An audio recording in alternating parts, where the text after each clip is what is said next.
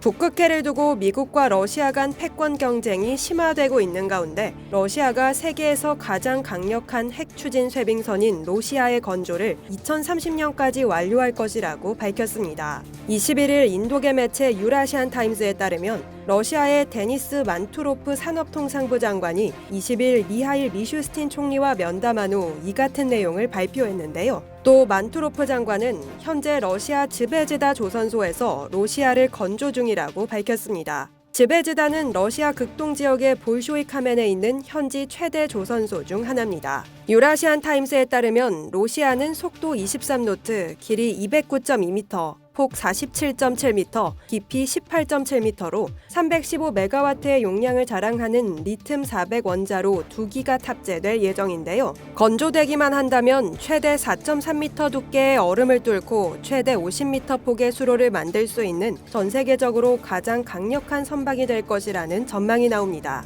러시아의 또 다른 핵 추진 쇄빙선인 야쿠티아는 2024년 말까지 취역할 예정인데요. 향후 2026년부터 2030년 사이에 원자력 추진 쇄빙선 3척이 추가로 함대에 합류할 예정이며 특히 로시아는 성능과 전력 면에서 상당한 도약을 이룬 선박이 될 것이라고 만투로프는 강조했습니다. 로시아호는 러시아의 프로젝트 10510에 따라 계획된 3척 중 첫 번째 선박으로 3척의 선박은 2033년까지 모두 건조될 예정입니다. 프로젝트 10510은 즈베즈다 조선소에서 국영 원자력 쇄빙선사인 로스아톰 플로트가 추진하는 핵 추진 쇄빙선 리데르급 사업인데요. 러시아는 현재 핵 추진 쇄빙선을 운영하는 유일한 국가로 총 7척을 보유하고 있습니다. 재래식 동력 선박까지 고려하면 러시아 쇄빙선 함대의 규모는 약 40척으로 늘어나는데요. 이와는 대조적으로 미국이 보유한 쇄빙선 현황은 열악합니다. 운항 가능한 배는 단 한 척으로 나머지 쇄빙선들은 작동에 어려움을 겪고 있습니다.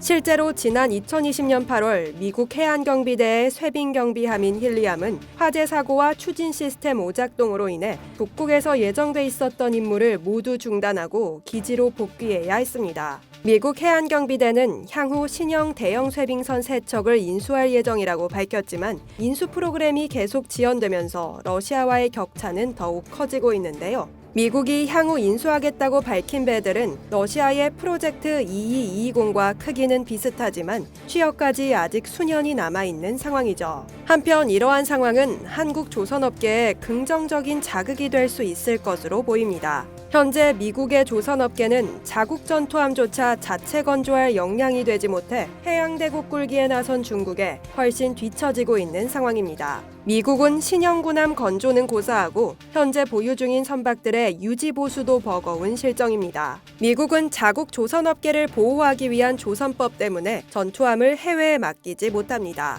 미국 내의 조선소에서 건조된 배만 운용할 수 있는데요. 그러나 러시아가 지금처럼 해군력과 쇄빙선 군함까지 공격적으로 늘리며 미국을 압박하는 상황에선 미국의 대책 마련이 시급할 수밖에 없습니다. 한국은 북극해를 헤쳐나갈 쇄빙 LNG선 제조 분야에서 세계 유일무이한 국가이며 세계적인 조선 강국입니다. 미국으로서는 러시아와 맞설 핵 추진 쇄빙선 확보에 나선다 하더라도 일반 전투함 관련 물량은 한국 등 다른 나라에 맡기지 않을 수 없을 것으로 보입니다. 한국은 러시아와 북극해 패권 싸움을 벌이고 있는 미국이 해군 전력 강화를 위해 활용할 수 있는 많지 않은 카드이기 때문에 한국 조선업계의 현 상황은 긍정적으로 작용할 수 있을 전망입니다. 실제로 현재 미국은 본토에서 해군 함정을 유지, 보수, 정비하는 물량이 포화 상태에 이르면서 일부 물량을 해외로 돌리는 방안을 검토 중인 것으로 알려졌습니다. 이에 대비해 HD 현대중공업은 지난해 미 해군 함정 유지, 보수, 정비를 위한 자격인 MSRA를 신청했고 올해 초 야드 실사를 마친 것으로 전해집니다. 이상 여의도튜브였습니다.